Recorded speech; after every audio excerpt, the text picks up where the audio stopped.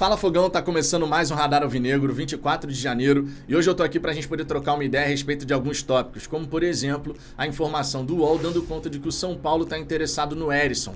El Toro Tricolor serve pra ser reserva do Caleri, mas não serve pra ser reserva do Tiquinho Soares? Tá rolando isso nas redes sociais, com diferentes pontos de vista, logicamente, e a gente vai trocar uma ideia sobre isso. Também quero destacar que a banda mexicana RBD vai fazer seu show em novembro no estádio Newton Santos. Essa agenda de shows internacionais do Newton vai ficando cada vez mais robusta e isso é muito interessante, tá? Especialmente pensando em outros objetivos, como por exemplo, naming rights. Quero destacar aqui também nesse vídeo a rinha de gramado. Tu não escutou errado.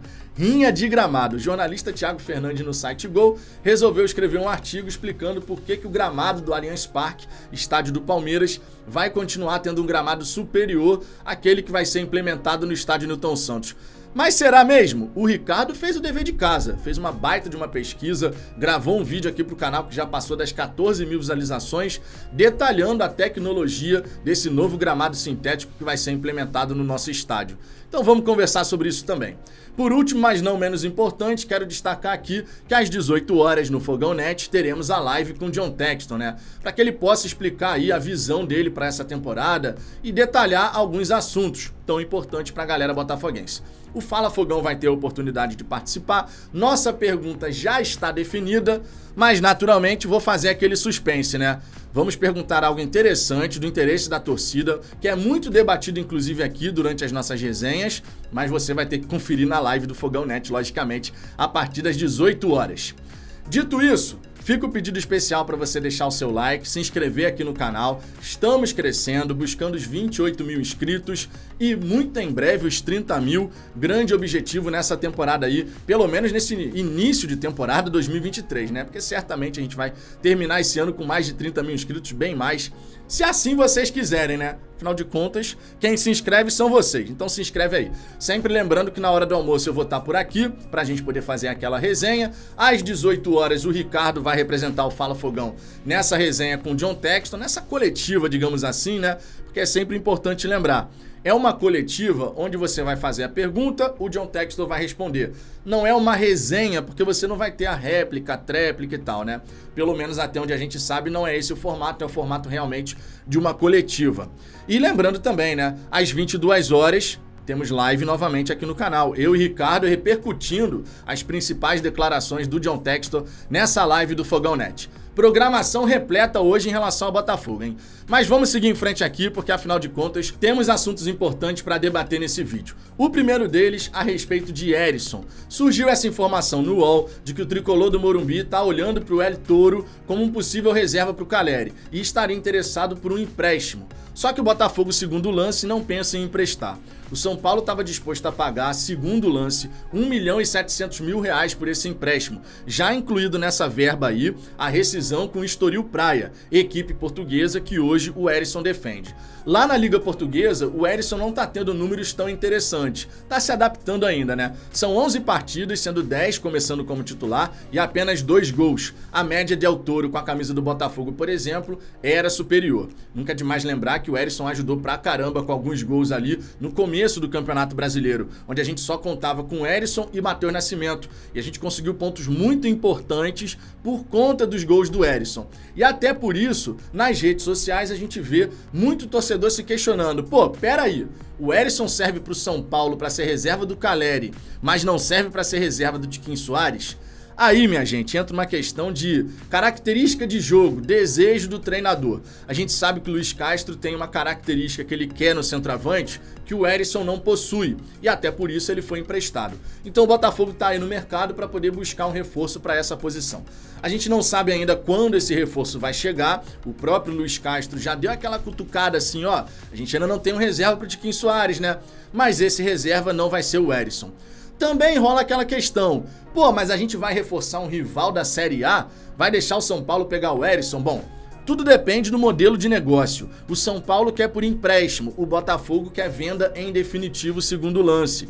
E é sempre importante a gente destacar, tá? O São Paulo é credor do Botafogo em relação ao Henrique Almeida, né? O São Paulo, inclusive, tá pé da vida com isso, porque faz muito tempo já, desde 2013, essa história aí de Henrique Almeida, né? Mas o São Paulo tá na fila de credores do RCE, né? Conforme todos os credores do Botafogo trabalhistas e cíveis. E o São Paulo tá nessa fila também. Mas a gente tem que ficar atento a isso, tá? Porque o que vai, volta. Então o São Paulo tá querendo um jogador do Botafogo e a gente tem que ver como é que vai se desenrolar essa situação. Por hora, o Herisson permanece no Estoril Praia, porque realmente o São Paulo quer só um empréstimo, não tá muito disposto a fazer essa compra em definitivo.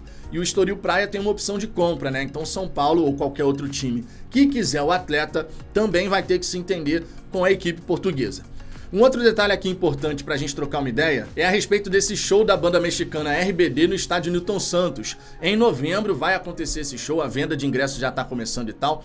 E é muito interessante a gente destacar essa agenda de shows internacionais no Newton. Por quê? Porque quando a gente fala, por exemplo, sobre um objetivo de naming rights, onde uma empresa vai comprar a propriedade do nome do estádio, do equipamento, isso é muito interessante porque você tem uma associação de marca. Hoje o estádio Newton Santos tem a marca Botafogo atrelada. E apenas isso, não que seja pouca coisa, mas é um palco especificamente do futebol. A partir do momento que você passa a ter shows internacionais, é claro que isso ganha um peso ainda maior. Então você tem uma possibilidade muito interessante de empresas olharem para o equipamento com ótimos olhos, né? Não só bons olhos, ótimos olhos. Inclusive, o canal Bastidores da Arquibancada trouxe a informação de que a Coca-Cola, de repente, estaria interessada aí no naming rights do estádio e tal. Sempre interessante a gente observar que quando uma empresa compra naming rights de um equipamento como um estádio de futebol, ela logicamente está de olho no reconhecimento de marca, né? A Coca-Cola é mundialmente famosa, por exemplo, mas eles sempre fazem propaganda, porque você tem que sempre renovar a imagem da sua marca na cabeça do seu público-alvo. E se você tem agenda de shows internacionais, partidas de futebol, uma série de eventos acontecendo naquele equipamento, naturalmente o valor daquele equipamento ele eleva. E para o Botafogo isso pode ser muito interessante. Por exemplo, no futebol brasileiro, você vai ter o Allianz Parque, você vai ter a Neoquímica Arena, a Itaipava Arena, que é a Arena Fonte Nova. Nem todo mundo sabe disso, mas a Arena Fonte Nova também tem naming rights. Então esse detalhe no futebol brasileiro está começando a se desenvolver cada vez mais.